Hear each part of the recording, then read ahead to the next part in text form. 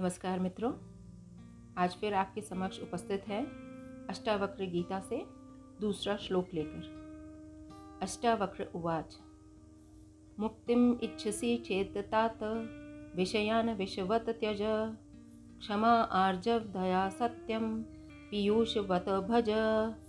अर्थात अष्टावक्र कहते हैं, हे तात, यदि तुम्हें सच में मुक्ति की इच्छा है तो सर्वप्रथम विषयों को विष के समान छोड़ दो और क्षमा, दया, आर्जव तथा सत्य का अमृत के समान सेवन करो।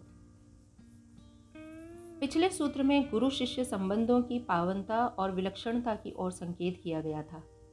शिष्य ने जिस आदरमयी भाषा में प्रश्न किया, गुरु ने भी उसी तरह स्नेह भरे संबोधन से प्रश्न का उत्तर दिया। संबोधन है तात अर्थात प्रिय।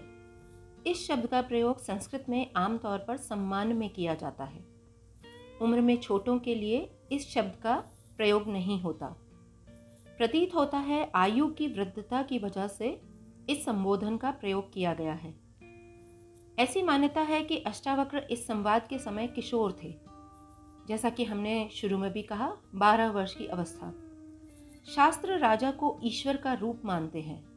यह बात सही है कि अष्टावक्र तत्वज्ञानी हैं, लेकिन शास्त्र की मर्यादा का वे सम्मान करते हैं। यह संबोधन इस ओर भी संकेत करता है कि तत्वज्ञानी का व्यवहार शास्त्र मर्यादा की अवहेलना कभी नहीं करता। संबोधन के बाद दूसरा शब्द है यदि, जो किसी शर्त की ओर संकेत करता है, अर्थात कोई कंडीशन हो। यदि ऐसा चाहते हो तो वैसा करना ही होगा। यदि मुक्ति चाहते हो तो ऐसा करो। ऐसा निश्चय तुम में होना ही चाहिए कि संसार के सभी विषय विष की तरह हैं और कुछ मामलों में तो उससे भी ज़्यादा खतरनाक। विष का तो औषधि के रूप में भी प्रयोग होता है, जबकि विषयों के संदर्भ में ऐसा कुछ नहीं है। इनसे तो मृत्यु ही प्राप्त होगी। विष से प्राप्त मृत्यु शरीर से स्थूल शरीर को खत्म करती है।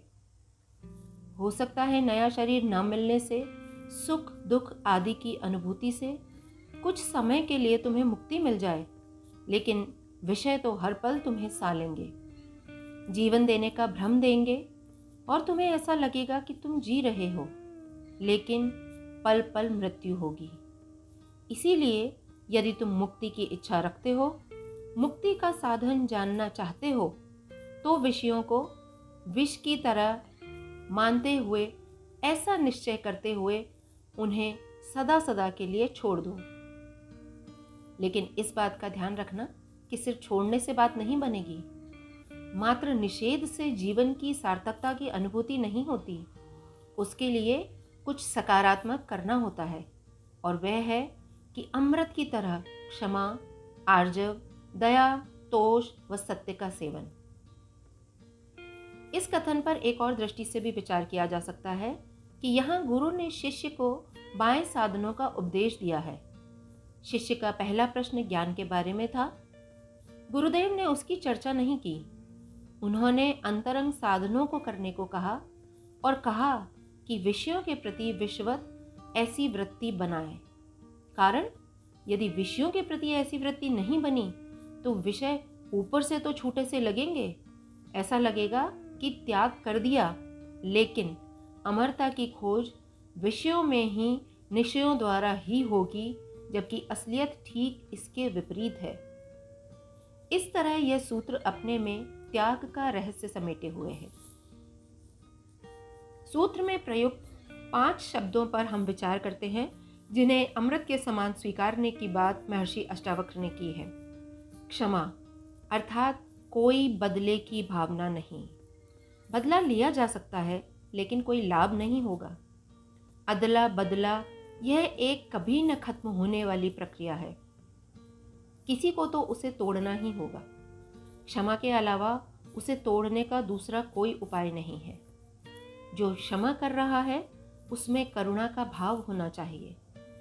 जिसे क्षमा किया जा रहा है उसके प्रति यह भाव होना चाहिए कि मैं नहीं जानता या जानती कि वह क्या कर रहा है। अहंकारी क्षमा का नाटक तो करता है, मगर क्षमा नहीं कर पाता। वह ये ऊपर से दिखाएगा कि कुछ नहीं हुआ, कोई बात नहीं, सब भुला दिया, लेकिन अंदर ही अंदर उसे पकड़े रखेगा, भली भांति संजोकर। मौके की तलाश में रहेगा और मौका मिलते ही बता देगा, तूने भी तो ऐसा किया था, अब हिसाब बराबर। दूसरी बात थी आर्जव अर्थात सरलता। कोई लाग लपेट नहीं, कोई दिखावा नहीं, किसी से भी मिलते समय किसी भी तरीके का कोई आडंबर नहीं। भगवान राम ने कहा, मोहे कपट छल छिद्र न भावा। जिसकी आदत है वह किसी से भी छल कपट भरा व्यवहार करने में नहीं चूकेगा। और मज़े की बात तो यह है कि वह कहेगा, मैंने तो कुछ नहीं किया। उसे पता भी नहीं चलता कि उसने कब जाल बुन लिया। जितना मुश्किल कपटी के लिए सरल होना है, उतना ही दिक्कत भरा काम सरल व्यक्ति द्वारा कपटपूर्ण व्यवहार करना है। दोनों ही अपने अपने स्वभाव के विपरीत करने का प्रयास कर सकते हैं, तो तैयारी तो उन्हें काफ़ी करनी पड़ेगी इसके लिए, लेकिन समय आते ही अपनी अपनी प्रकृति में आ जाएंगे। इसीलिए तो हम कहते हैं ना कि कोई दिखावा कुछ समय के लिए कर सकता है, कुछ दिनों तक कर सकता है, बट कभी न कभी पर ऐसा होगा कि जो आपका वास्तविक स्वरूप है वो सामने आएगा ही।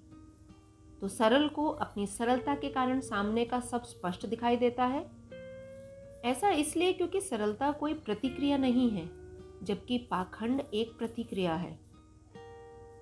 सरलता में थकान नहीं है, विश्राम ही विश्राम है, जबकि दिखावा बड़ा थकाने वाला होता है, तोड़ देता है व्यक्ति को। आज तनाव, थकान, टूटन जो भी व्यक्ति में, समाज में हमें दिखाई दे रहा है, उसकी वजह मूल में दिखावा ही तो है। तो जो सरल है उसे भगवान मिले ही हुए हैं। उसे अपना आप ढूंढने में और पाने में कोई कठिनाई नहीं होती।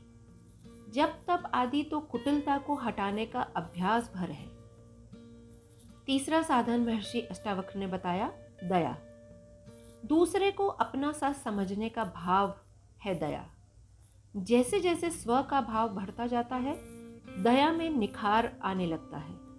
अपनों पर ही दया की जाती है, इसमें तेरा मेरा का भाव स्वतः ही गलने लगता है। करुणा से काफ़ी मिलता है यह भाव। और संतोष, इसे चौथा साधन माना है। संतोष का अर्थ है जो जैसा मिल रहा है वह स्वीकार्य है। नहीं मिला, क्यों नहीं मिला, इस तरह की कोई शिकायत नहीं है किसी से भी। लक्ष्मी का नाम है श्री, लेकिन श्री का अर्थ संतोष है, ये शायद हम सब नहीं जान पाते। लक्ष्मी का विद्या से किसी प्रकार का संबंध नहीं है। धनवान अज्ञानी भी हो सकता है, जबकि श्रीमान वही होता है जो सब प्रकार से संतुष्ट है, जिसकी बुद्धि स्थिर है, स्वयं में स्वयं द्वारा संतुष्ट होता है। वह उसी में समस्त कामनाएं ऐसे समा जाती हैं जैसे समुद्र में छोटी बड़ी नदियाँ। उनसे समुद्र में उफान नहीं आता, न ही बादलों द्वारा जब उसका जल उठाया जाता है तो उसमें कुछ कम होता है। संतोष के बारे में आधुनिक विचार रखने वालों का मंतव्य है कि यह विकास के मार्ग में बाधा है। यदि मानव संतुष्ट रहता है तो सभ्यता संस्कृति उस रूप में विकसित न हो पाती जैसी आज है। क्या आपको भी ऐसा लगता है यह सच है? नहीं। जिन्होंने मानव के विकास में योगदान दिया वे सब क्या असंतुष्ट थे? और जो आज भी योगदान दे रहे हैं क्या वे असंतुष्ट हैं? यदि वे संतुष्ट न होते तो क्या मानव विकास के लिए कुछ करते? इन प्रश्नों पर जरा आप भी विचार करके देखें। अब पांचवा और अंतिम साधन है सत्य। इसका आचरण करना लोगों को आज काफी मुश्किल में डाल देता है। संसार के पदार्थों को लेकर जब सत्य की दृष्टि से विचार किया जाता है तो सब रीता सा लगता है। ऐसा लगता है कि जो पास था वह भी हाथ से सरक गया, वह उस खोज को बीच में ही छोड़ देता है। सत्य का संग करना, सत्य बोलना, सत्य का आचरण करना, सत्य का श्रवण करना, सत्य का विचार करना, ये सभी परम साधन है। विषयों का भोग करते समय जब सत्य की कोई खोज करता है तब वह सहज रूप में ही मुक्ति के मार्ग पर चल देता है। सत्यमेव जयते नानृतम, इसे सिर्फ लिख कर टांग लेने भर से काम नहीं बनने वाला।